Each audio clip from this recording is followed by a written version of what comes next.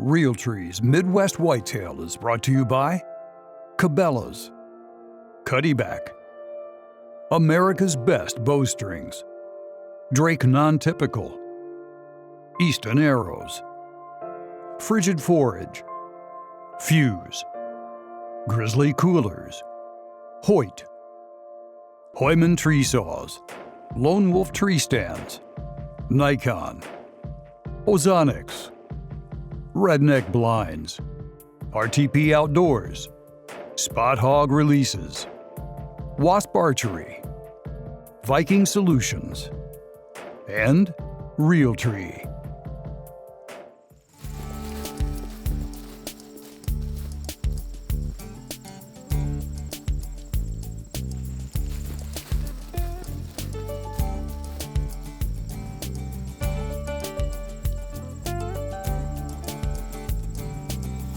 Justin and I are back into the peninsula set. Exact same spot we sat last night, with a little bit better conditions. We have an easterly wind, a high pressure system, and that big temperature drop that came in yesterday. We're hunting over a big and beastie plot, and this standing cornfield right here is causing these deer to pinch as they come up this waterway, feeding out into a double crop bean field. That's that same field that got the deer early on their feet when Justin had his success last weekend.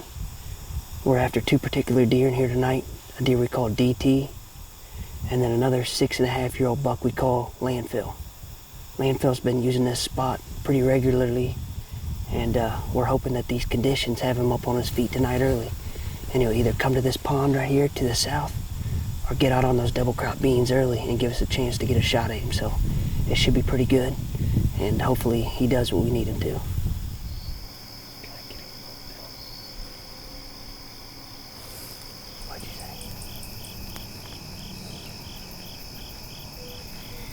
It's right at 7 o'clock, and the action has been really good tonight. We've seen a handful of does and fawns and a couple bucks. One lopsided buck that we've been getting on camera. He's got a pretty good sized body, but these deer are doing exactly what we thought they were going to do, and that's feed out to the double crop beans. We got probably 45 minutes of daylight left, so hopefully one of these shooters is following behind them.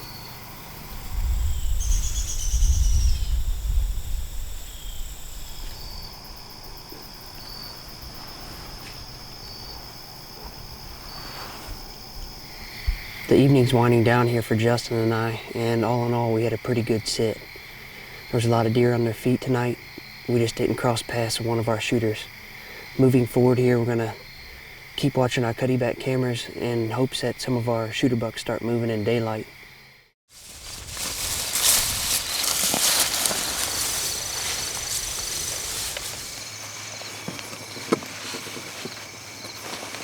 Okay, it is September 21st. We're hunting here in Missouri. We had a cool front come through like Ben said before, and tonight we're kind of on a mission to get a doe out here on his lease. Their deer numbers are pretty high out here, so they're hammering his food plots, and we're gonna get at least one doe out of here, so hopefully his plots will last through the year. And we've already got 3 deer down here in the corner.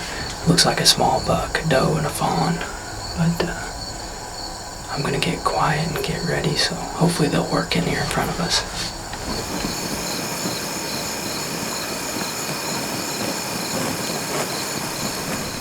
Well, we had a doe and a fawn and a yearling come in.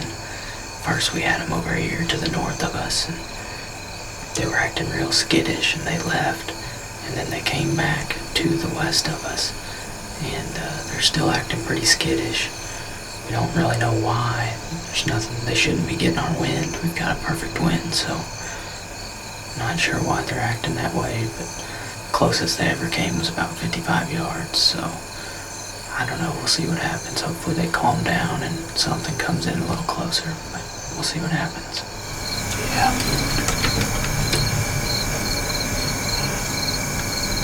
I'm gonna let her walk a little farther.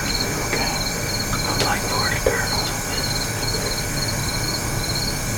You want me to shoot her? You got her? Yeah.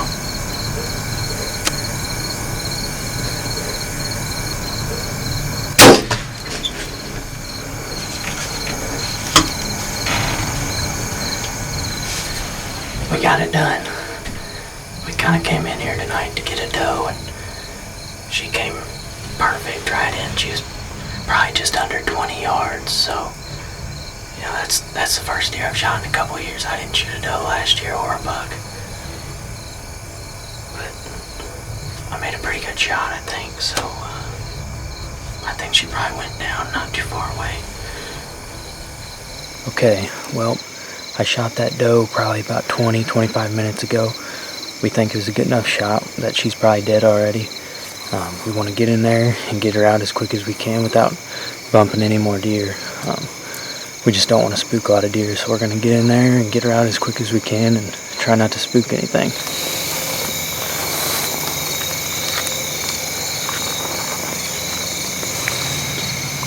Just kind of right here. There she is. She's laying right there. She's about 45 yards into the woods, so she didn't make it. Probably 65 yards total. So we're going to get in there and get her.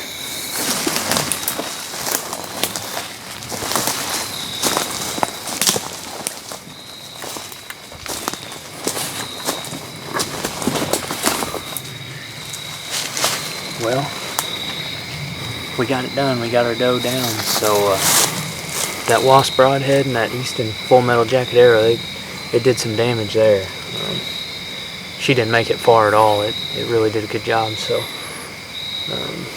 I guess this is the good part. We got a short track job and short dragging it back out to the plot. So we're gonna get her up and get her cleaned up. I made a little mistake when I went and bought my tags. I thought I got a doe tag, but all I've got is my antlerless, or my any deer tags and my turkey tags. So this one hurts a little bit, but I guess I'm gonna have to use one of my buck tags on this doe. It's frustrating, but you know, you gotta do the legal thing, and I guess that'll teach me a lesson. Hopefully anybody else that would make that mistake will learn from this. But yeah, that's frustrating. So we're gonna put a buck tag on her and get her cleaned up, I guess.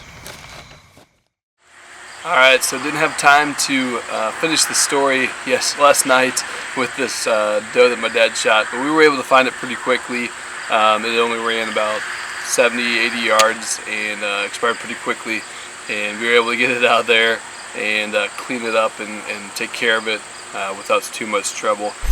Alright guys, so the day after my dad shot that doe, I got it cut up into chunks here and get it grinded with the carnivore grinder by Cabela's. I believe this is the 3/4 motor horsepower, and it does an awesome job. I've been very impressed with it.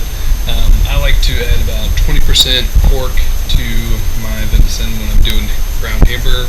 That's what I'm going to do with this. We've been out for a while and my wife's been asking for some burgers, so I'm going to make that into burger.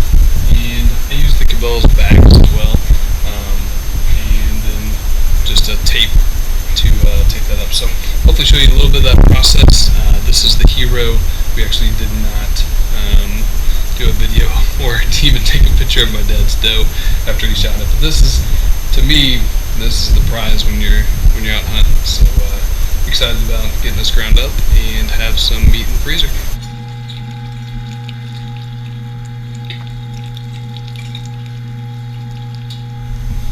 Alright, so after I have run everything through once, to try to mix it a little bit before I do that, but obviously mix it after I run it through it once with just a larger setting here on the grinder, and then I'll mix it, hand mix it once, and then run it through again on that larger setting.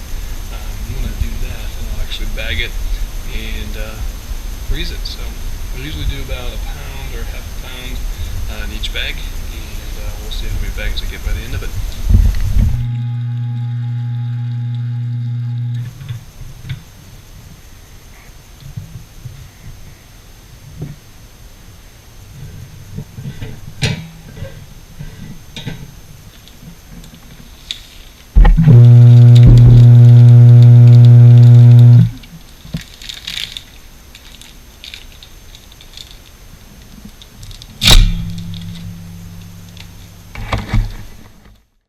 show you what I did immediately after I gained permission to hunt this piece, as far as scouting, or e-scouting what I call it, on my Mac here. Okay, so the first thing that I'm looking for is pressure, whether it be a new piece like this or even on public. I'm looking at different areas of pressure, specifically hunters. I talked to the landlord, and most of that is out the window. There's not really anybody that's hunted around here for about 4 years, 3.5, 4 years. An occasional bird hunter, but that's about it. So I'm not too worried about that. Okay, to give you a broad overview, this center section, it's a small piece, but this is what we're looking at here as I outline it. And again, the first thing I'm looking for is pressure, as I said. The second thing I want to mention is that this map is fairly outdated. I think a lot of these trees in this pocket here, and here have really grown up, so it's not quite as barren as what you see on this map.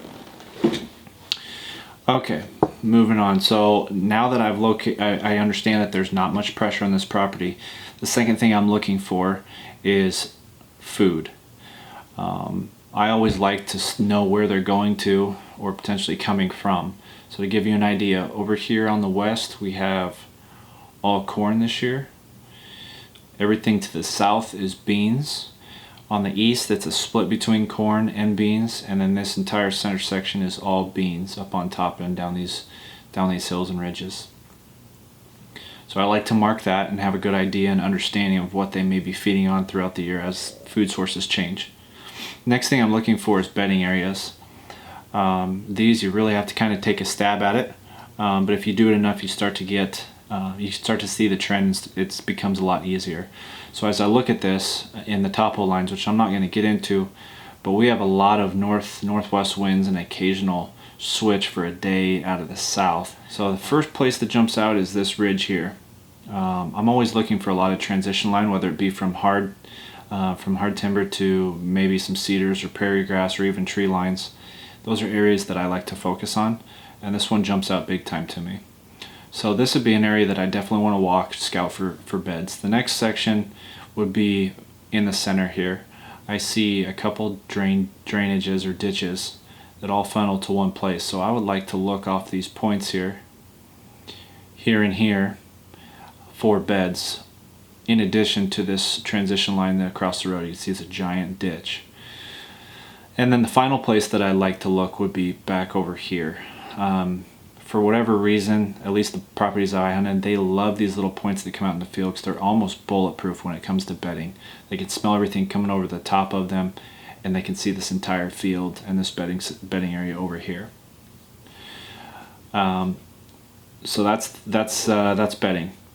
The next thing I like to look for are transition lines, or just things that jump out. And what I generally do, or what I first started doing when I wanted to learn more about topo maps and the contour, is when I just started, I like to take lines and just draw lines.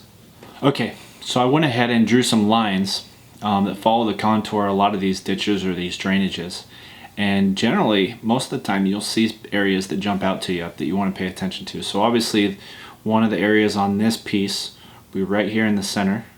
See where all these lines meet. You have a ditch coming from four different directions and meeting in one place. Now, this isn't necessarily where I suspect bedding, but I would like to see a setup somewhere in between that center point and the end of these lines. So maybe somewhere in here, from transition from potential bedding to potential bedding, or somewhere along this line here or on this back side. I don't always like to set up in these little funnels right in the dead center. I like to set halfway in between to catch them. Next section would be up here.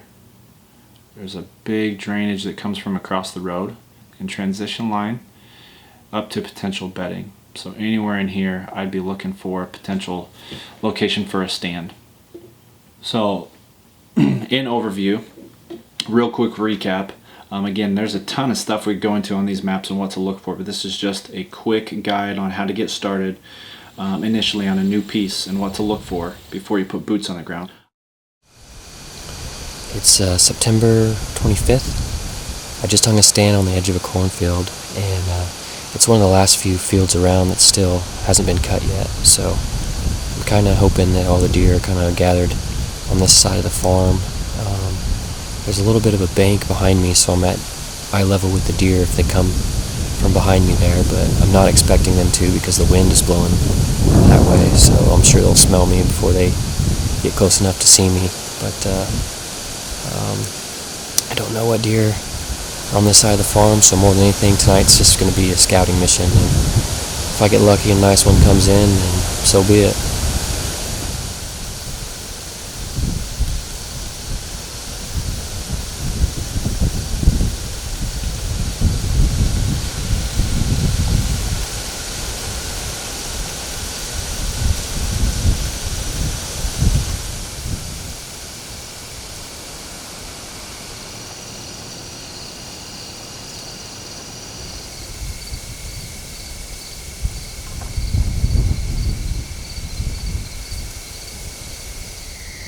Well, I just saw a body of a deer. I'm not sure what it was, but it walked out of the corn and into the timber, and it's just too dark in there to see. But it was a beautiful night, 60 degrees. Actually kind of chilly with the wind, but I'm going to try again tomorrow. Maybe I'll have a little bit better luck.